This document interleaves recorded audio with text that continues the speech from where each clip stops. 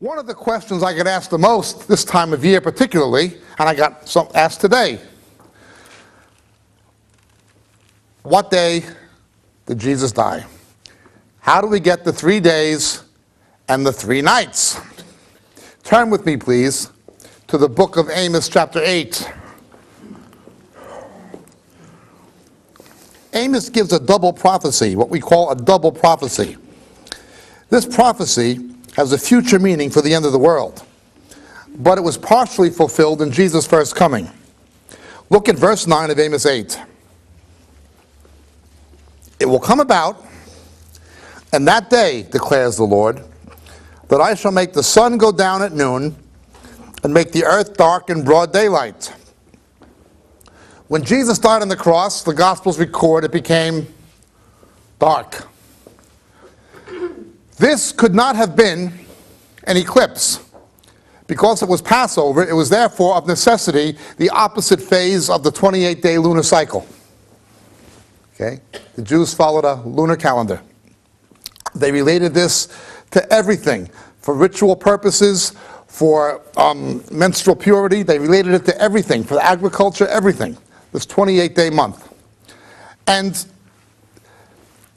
an eclipse, a lunar eclipse, it would have had to be the opposite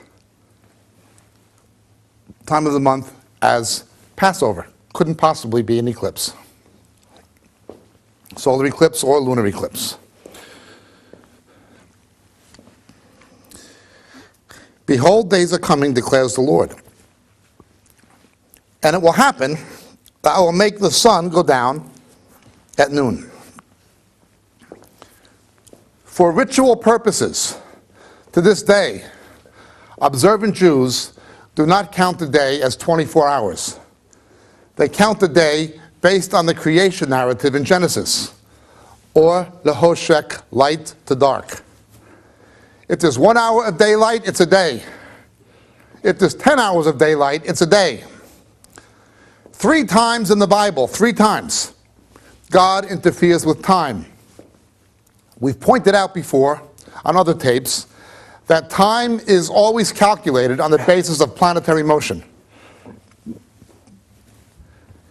There is in fact one kind of clock, an atomic clock, that works by particle emission, not by planetary motion, but it still has to be calibrated in nanoseconds.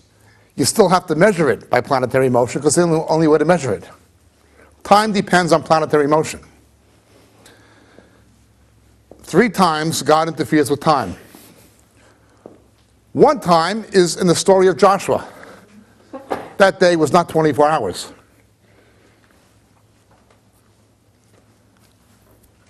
Next time, Revelation chapter 16. The day goes from 24 hours down to 16. It's cut by a third.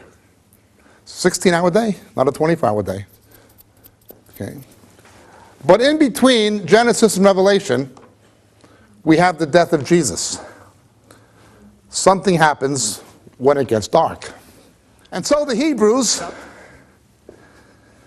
had a situation now where it got dark. They count the day, or lehoshek, light to dark. So if Jesus hangs on a cross and dies at noon on a Friday, and the sun goes down, that's a day. He's off the cross, sun is shining, he's in the grave, sun goes down, that's 2 days. Jews observe the Sabbath from sundown to sundown. My son's observant. He's a believer in Jesus, but he's observant. Doesn't like to put lights on or anything even. From Saturday night to Sunday night. Okay. You fast from sundown to sundown. So it gets dark at noon, it gets dark Saturday night. You get 2 nights and 2 days. Okay? Friday night, Saturday night, and then he gets up on Sunday. So sundown on Friday afternoon at noon, sundown Friday night, sundown Saturday night. There's your 3 nights.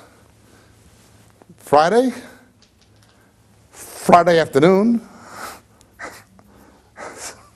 to Saturday to Sunday morning, you've got your 3 days and 3 nights as Jews would count time. No problem. Jews count time that way to this very day. I've heard people speculate, well, it had to be a Wednesday, it had to be a Thursday, how are you going to get to 3 and 3? They are reading a Jewish book with a Hellenistic mind. They're reading Hebrew literature as if it were Western literature. You have to read it in its context, in its Sitzimleben, in its life situation.